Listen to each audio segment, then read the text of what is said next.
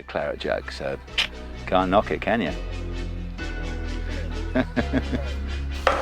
Morning, y'all. Right, it's a bit of a wet and stinky one today, but I don't care, because today we have what I would call a very special guest. For me, an idol, a hero, certainly of my sport. So today, I'm going to spend the day asking Mr. Sir Nick Faldo, yeah, Sir Nick Faldo, some questions.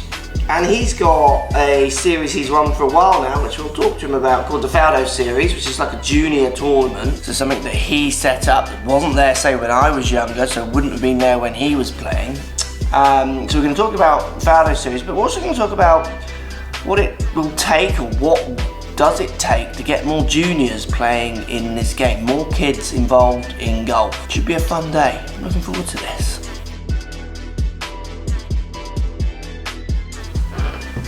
So what is the Faldo Series? I asked Nick to start us off to talk to me a little bit about the kind of players and inspiration behind the Faldo Series. Who goes through it? What kind of people does it appeal to? And if you look at the information on the Faldo Series, I've got some up in front of me here. It basically consists of a few tournaments around different parts of the UK, Europe, Middle East, South America for talented young golfers, boys and girls aged between 12 and 21. So it's trying to offer a tournament-based idea for talented kids in golf around 12 to 21, so kind of covering all those age brackets. Also, each Faldo Series tournaments also provide opportunities for younger children from a local community to experience golf, many of them for the first time, both as participants and spectators. The Faldo Series Grand Final was hosted by Sir Nick Faldo himself and is traditionally held in September or October. The Faldo Series Grand Final features a 5-day schedule that includes support and advice from Sir Nick Faldo and his appointed experts. So it's that dream tournament. I remember when I played as a junior, there were certain tournaments you just wanted to play in. They were kind of like, you had your county events, and then you had your national events. So you got the Caris, the Peter McEvoy Trophy, what was the other one? There was another one that I can't remember the name of now, that I played in, and like they were like really special events, and you played one of them, you got spotted, you could get into England teams. It was like you could see the stepping stones, but there certainly wasn't very many of them. So having another one like the Faldo Series, connected obviously with a name, certainly for me at that time and still now, that carries such weight in golf as a 6-time major champion, was really special. So I asked Nick who went through the Faldo Series and kind of how did it really start. This is what he said. Yeah, Mark, I had, way back, I took a bunch of kids to California, and at that time, my little daughter Emma was running around under the tables. So that was how we had, James Heath was the best amateur in the country, had Ollie Fisher there. And they were actually beating a young whippersnapper by the name of Rory McIlroy. He was not the Rory McIlroy. Obviously it was in him. So I had that, and on the ladies' side I had Melissa Reed there, and Carly Booth, and another young whippersnapper, can I call a lady that? 16-year-old Yanni Singh was there. And so that was a pretty darn good group, considering I kind of picked them from the series, and we played and practiced in California there for about 5-6 days. And as I said, so that was from that group, and I did a couple of those team founders or master classes a couple of times. I did a really good one in Ballylithon right before Rory then headed off, because we practiced for 3 or 4 days at Ballylithon, and then we went to Carnoustie, where he really burst on the scenes. So yeah, I've had some pretty good, and underneath that, you know, guys, a lot of players have played. Chris Wood played, and Danny Willett has played, and Eddie Pepperell. They may not have won their age groups at the time, but I bump into a lot of players who actually played Faldo Series events, and yeah, very proud of that. And even in the industry, it's pretty cool. I get a lot of people come up to me who are either in the merchandising side or the TV side or marketing, many different areas. They go, oh, I played Faldo Series and blah blah blah. It was good in my day, and so won in my day. So yeah, I'm very proud of we're 22 years now into it, so hopefully still going to get bigger and better. Yeah, still pretty stinking. Pretty cool, isn't it? The people who go through that series. So I then went on to ask Sir Nick, what does he think we need to do to get more kids in this game? This is what he said. That's a great question, Mark. I mean, everybody's been working on that, right? From the RNA, you know, to get kids into golf and keep them interested, because as we know, their attention spans right now, because of this phone thing, is pretty limited. So it's a tough one, because for me it was no problem. I was totally engrossed in golf. I loved it. It's all these other distractions, isn't it?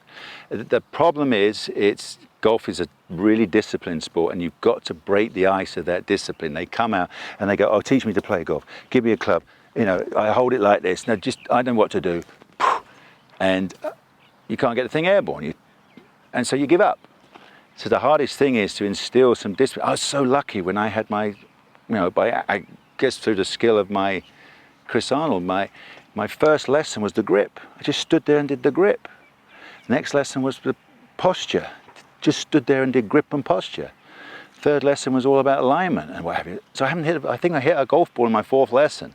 So he ingrained that discipline, and somehow we've got to bring that back. We still got to create facility. We've got to stop kids going on the golf course. I hit golf balls for 3 months before I played. So I started hitting balls in April, and I played my first round of golf on the 18th of July. So that's another important thing. We mustn't send kids out because you lose it. This game is brutally difficult, isn't it? When to get the darn thing, once you get it airborne and once you can hit it solid, you're not topping it and shanking and all sorts of things, then suddenly, wow, the enjoyment. So that, I think, is what we're missing. Everybody wants a 3-ball fix, don't they? I want to be a golfer in 3 shots. You've got to somehow just put the reins on, bring back discipline, get them on the range, give them fun drills, great, motor skill drills, not necessarily very difficult to, have the balance to do and swing your arms. Not that easy. So you've got to trick them into playing games. While they're playing games, they're learning golfing motor skills, things like that. Then when you finally hit it, you can hit it. Because as I said, when I played my first round of golf, I could play. I didn't know the rules, but I know I hit the ball about 82 times, something like that. I didn't know what a lost ball meant and all that sort of thing. So I shot somewhere in the mid-80s sort of thing. So for my first go, which is way better than going wallop, wallop, what, isn't it? So I think that's the word, discipline. Bring back the discipline. That's my very long-winded answer. Some great points by Sir Nick there. I think as well, it's Fajitas night tonight. His ideas about that kind of dedication and that short attention span is interesting, because it's definitely something that in golf is really hard to break down and kind of penetrate, because as Sir Nick says, golf is just it's one of those really hard sports. But it does take time. It doesn't have instant rewards always. I remember telling students, golf's not one of those games that you come for lessons and you play golf. You don't. You stand on a range bay and you learn some disciplines that then you take to the course to play. If you go and have a tennis lesson, you stand on a tennis court. Normally, unless it's kids' ones, the same size that you get at Wimbledon. The net's a similar height, you use similar balls, and you have a racket, and you're playing tennis in the court. Golf's very different. There is a time period where you're not actually playing.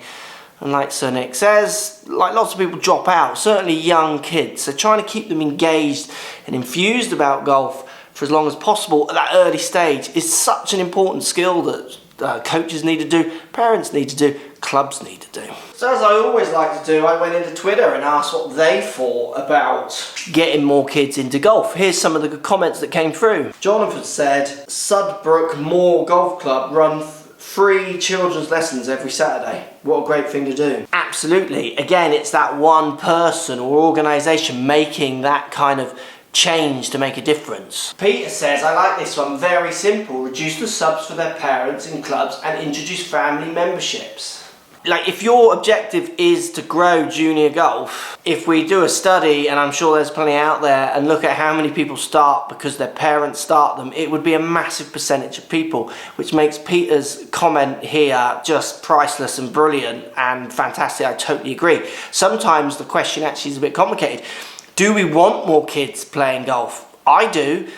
But I could probably show you a lot of members of golf clubs who wouldn't admit it, but if you got the camera off, you probably could get them to admit they don't want more people on their course. It's already too busy. Kids take too long. They muck around. You know, golf says it wants things, and then sometimes when it gets it, it doesn't like it, which is another issue.